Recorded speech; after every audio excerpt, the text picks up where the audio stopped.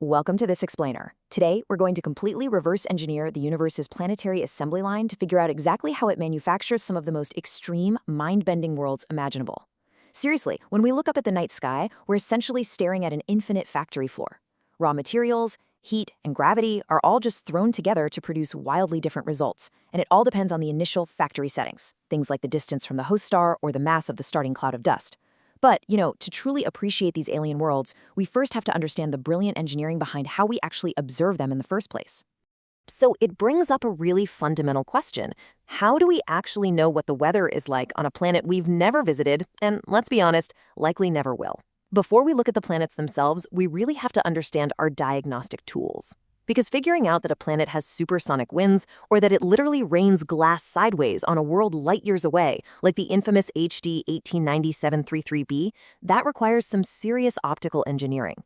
We can't just send a probe out there, we have to wait for the information to come to us in the form of light. And that brings us to the magic of spectroscopy. When a planet transits or passes directly in front of its star, some of that starlight passes right through the planet's atmosphere before making the incredibly long journey to our telescopes. As it does, specific gases in that atmosphere, things like water vapor, methane, or sodium, act like a fingerprint, filtering out very specific wavelengths of light. What we're left with is essentially a chemical barcode. By reading the missing lines in that barcode, we know exactly what materials are floating around in that alien sky. Right now, the absolute hero of this story is the James Webb Space Telescope. It acts as our ultimate planetary inspector on this cosmic assembly line. Its massive aperture and its incredible sensitivity, especially in the mid-infrared range, give it an unparalleled ability to measure those tiny light variations. JWST can literally peel back the atmospheric layers of these worlds. It allows us to see temperature structures, chemical abundances, and even hidden cloud layers that previous generations of telescopes simply could not detect. It's a total game changer. Section 1. The Engineering of Discovery and the Inspector's Toolkit. Now, to even know a planet is out there to scan in the first place, we rely on a beautifully simple yet incredibly precise mechanical measurement called transit photometry. Think of it like a moth flying in front of a massive stadium spotlight. We are trying to detect that microscopic shadow. We just stare at a star and wait for its brightness to dip by a tiny fraction of a percent. The depth of that dip tells us the size of the planet, and how often it happens tells us the length of its orbit. It is just an elegant feat of observational engineering. When you actually graph this out, the photometric data shows a distinct U shape. That little dip is the exact microscopic shadow of a recently confirmed sub-Neptune called TOI 5800b, passing in front of its host star, captured by the TESS and CHEOPS satellites. Detecting this specific dip independently across different instruments is our ironclad confirmation that the planet is real, it's there, and it's ready for a closer inspection. Section 2. Nature's Planetary Assembly Line, Tweaking the Variables. Okay, now that we have our toolkit, let's step onto the factory floor and see what happens when we tweak the variables.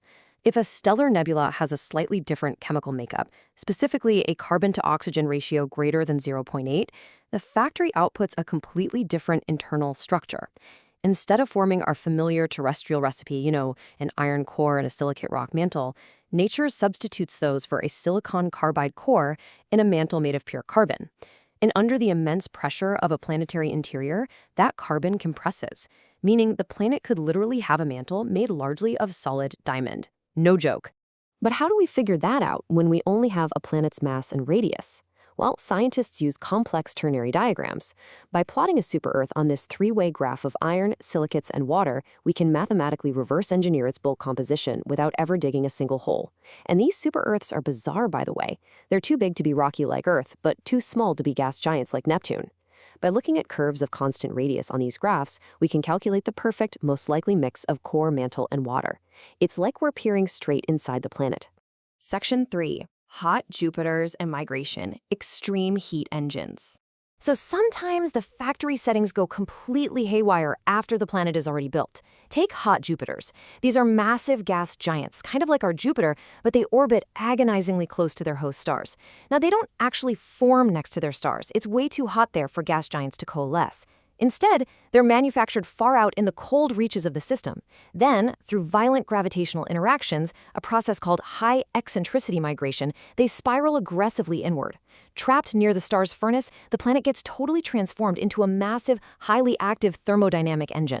To actually comprehend the supersonic winds on a hot Jupiter, physicists model their atmospheres as massive heat engines, specifically what's known as an Ericsson cycle.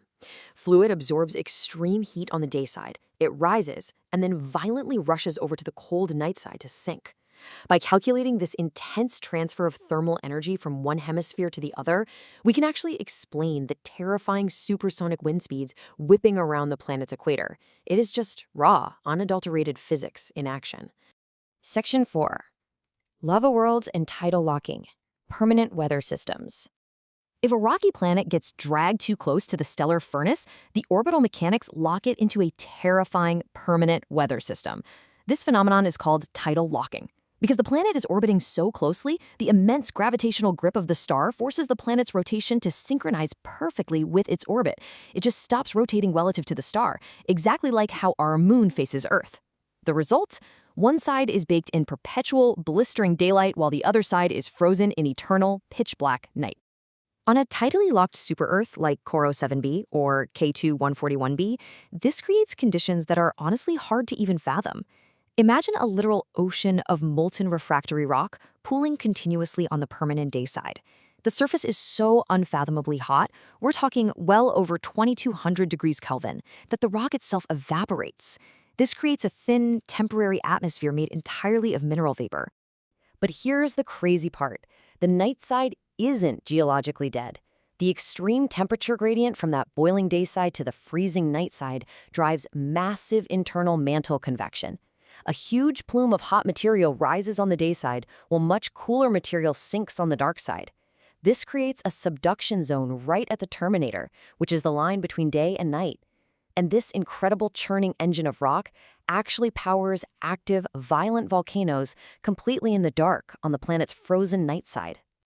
Section 5. Solving the radius gap and the evaporation desert.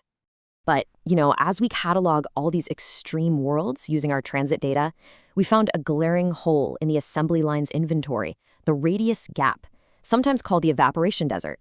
When plotting sizes, we see plenty of dense, rocky super-Earths, those are slightly larger than our own planet, and we see plenty of gaseous sub-Neptunes, which are over twice Earth size. But we see almost nothing in the middle. The factory just doesn't seem to produce planets right around 1.5 to 2 Earth radii. So why is that?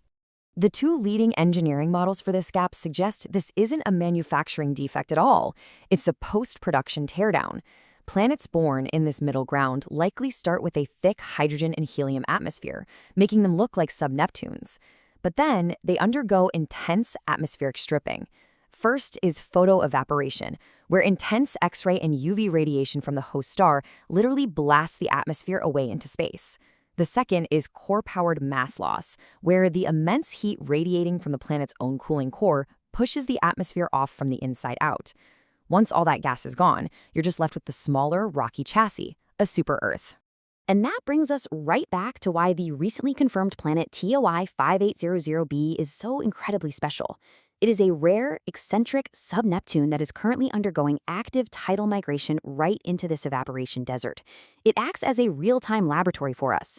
By pointing JWST at it, we might be able to catch the exact mechanisms of atmospheric escape in action, giving us a front-row seat to how nature strips a planet down to its core. So as we use our incredible optical toolkit to peer into these extreme planetary factories, marveling at worlds with oceans of lava, sideways glass rain, and supersonic winds driven by relentless thermodynamic engines, it really begs the ultimate question, doesn't it? If the universe's baseline manufacturing process is this violent and this hostile, just how perfectly, unbelievably calibrated were the exact settings on our own assembly line to allow us to be here observing them? Definitely something to think about. Thanks for joining me for this explainer. Keep looking up, and I'll catch you in the next one.